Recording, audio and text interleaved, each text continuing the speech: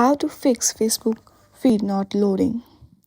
If your Facebook feed is not loading, then this video is a short guide to help you out with this issue. First of all, you need to make sure that your internet connection is stable, as weak connectivity can prevent content from loading. Once you check that, the very next step you need to do is simply launch App Store on your device. Then on the searching bar, search for Facebook and see if any updates are available or not.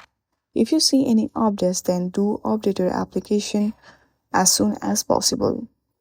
Once you check that, check if your problem has been solved or not.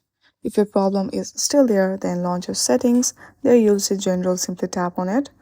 Once you go through the general, if you scroll down there, you'll see iPhone stories. Go through the iPhone stories and search for Facebook application. Under the Facebook application, you will see two options, that is offload app and delete app. Among them, you have to choose offload app and do offload app. Once you do that, your issue will be solved. I hope you like this video. If you like this video, then please do not forget to like and subscribe to our channel. Thank you for watching.